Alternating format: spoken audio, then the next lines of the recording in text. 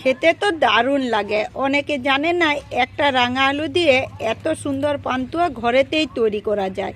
একবার তৈরি করে খেয়ে দেখুন, খাওয়ার পর তো পুরো অবাক হয়ে যাবেন যে এটা নিজে হাতে তৈরি করেছে রাঙা আলুর পান্তুয়া। এমন করে রাঙা আলুর পান্তুয়া তৈরি করে রেখে দিতে পারবেন, যখন ইচ্ছে যাবে খেতে পারবেন। সব থেকে বড় কথা হলো কোনো অতিথি এলে একবার আপ্যায়ন করে দেখুন, খেয়ে তো পুরো অবাক হয়ে যাবে, আরও রেসিপিটা একবার হলেও জানতে চাইবে। আরও একবার সবাইকে অনুরোধ রইল সুমিতা কিচেনের নতুন একটি রেসিপি দেখার লেগে। আজকে আমি তৈরি করব রাঙা আলুর পান্তুয়া। এই রেসিপিটাও আপনাদের সাথে শেয়ার করে দিচ্ছি, আপনারা পুরো রেসিপিটা দেখবেন। আশা করছি আপনাদেরও খুবই ভালো লাগবে। চলুন রেসিপিটা শুরু করা যাক। রাঙা আলুর পান্তুয়া তৈরি করার লেগে আমি আগে থেকে একটা বড় বেশ রাঙা আলুর খোসাগুলো ছাড়িয়ে আর সিদ্ধ করে রেখেছি দুখাদি করে। আরও নিয়েছি দেখুন ছানা নিয়েছি 150 গ্রাম। আর নিয়েছি ভালো পান্তুয়াটা স্বাদ বা সেন্ট লাগার জন্য এলাচের দানাগুলো আমি ছাড়িয়ে একটু বেটে দিয়েছি। আরও নিয়েছি বেকিং পাউডার, বেকিং সোডা লয়। সবার প্রথমে এই ছানাটা একটু হাতে করে মেখে নেবো, যেমন আমরা রসগোল্লা তৈরি করি সেরকম। দু একটা উপকরণে বেশ সুন্দর খেতে লাগে। অনেকে জানে না এইভাবে রাঙা আলুর পান্তুয়া তৈরি করতে। তৈরি করাটা যতটা সহজ, খেতেও তো বেশ বেশ ভালো লাগে। একটু হাতের তালুটা দিয়ে আগে ছানাটা মেখে দিচ্ছি।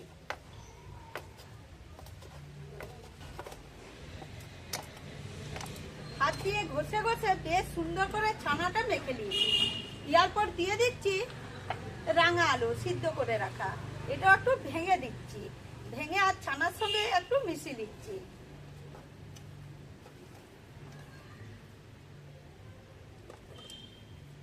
একটা দিলাম, এক খাদি রেখে দিয়েছি, কারণ প্রচুর বড় তো, একটাতে 500 গ্রাম ওজন।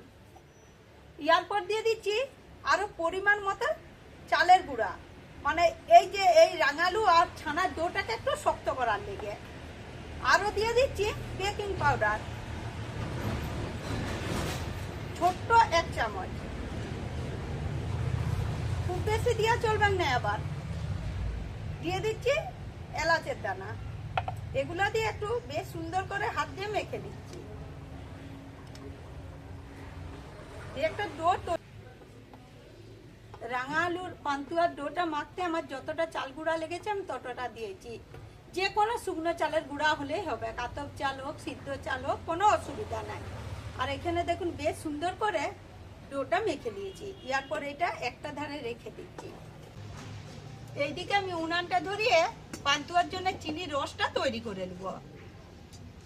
আর পান্তুয়ার জন্য চিনির রসটা হবে মাঝারি, সেই লেগে একটা বাটি মাপ করে নিয়ে দিয়েছি 1 বাটি চিনি।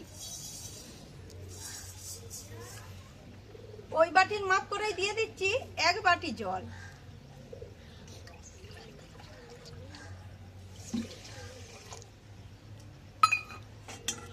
চিনিটা বেশ সুন্দর করে গলিয়ে দেবো। গলিয়ে 2 থেকে 1 মিনিটের মতো ফুটিয়ে নিলেই তৈরি হয়ে যাবে।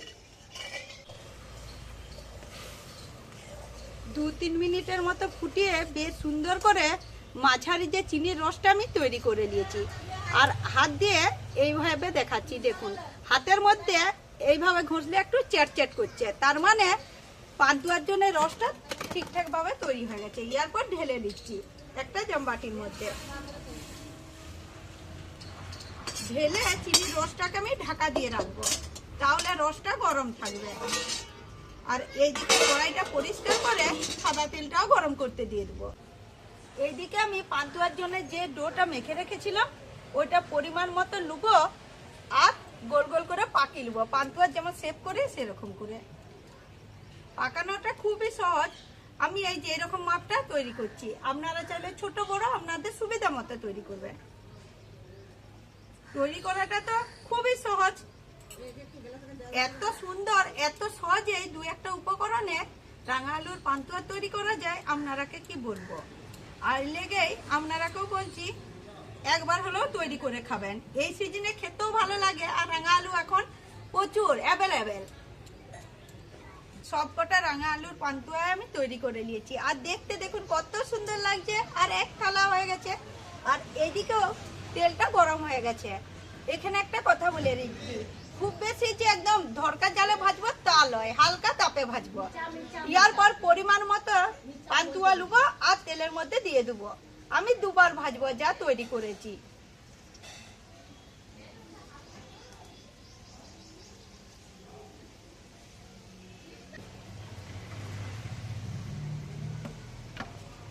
ইয়ার পর কড়াইটা এইভাবে ধরে হালকা করে একটু লড়ি দেবো, তাহলে তলে চিটি যাবে না, ছেড়ে যাবে। দেখবেন 2-1 মিনিট পরেই বেশ সুন্দর করেই তেল থেকে ছেড়ে গেছে। এর পর হালকা করে নেড়ে চেড়ে বেশ সুন্দর মানে পান্তুয়ার যে রংটা করে ভেজে নেব। সুন্দর করে পান্তুয়ার যে কালার অমনি করে ভেজে নিয়েছি। আর তেল থেকে তুলে আপনারাকে দেখাচ্ছি একদম কাছের থেকে। দেখুন বন্ধুরা কত সুন্দর দেখতে হয়েছে। ইয়ার পর গরম গরম তুলে আর গরম রসের মধ্যে দিয়ে দেব, দিয়ে চাপা দিয়ে দিচ্ছি, তাহলে রসটা তাড়াতাড়ি ঢুকে যাবে। পান্তুয়াগুলো ছিল একইভাবে ভেজে এগুলো তেল থেকে তুলে নিচ্ছি। আর প্রত্যেকটাকেই দেখুন দেখতে কত সুন্দর হয়েছে। এগুলা ওই গরম রসের মধ্যেই দিয়ে দিচ্ছি। ইয়ার পর রসটাই একটু নেড়ে চেড়ে বেশ সুন্দর করে ঢাকা দিয়ে খানিকক্ষণের জন্য রেখে দিচ্ছি, ইয়াতে করে রসটা বেশ ভালোভাবে ঢুকে যাবে। খানিকক্ষণ চাপা দিয়ে রাখার পর ঢাকাটা সরিয়ে আপনারাকে দেখাচ্ছি। দেখুন বন্ধুরা কত সুন্দর পান্তুয়ার মধ্যে রস ঢুকে গেছে। দেখুন বন্ধুরা কত সুন্দর হয়েছে, দেখার পর বোঝাই যাচ্ছে না এগুলো হচ্ছে রাঙা আলুর পান্তুয়া। অনেকে জানে না এত সহজে রাঙা আলুর পান্তুয়া একদম ভিন্ন স্বাদে তৈরি করা যায়, আর খেতে তো দারুণ লাগে।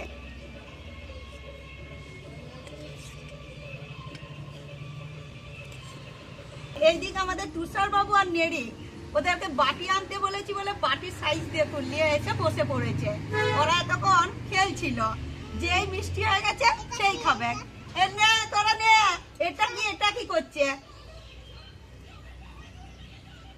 নেড়ি?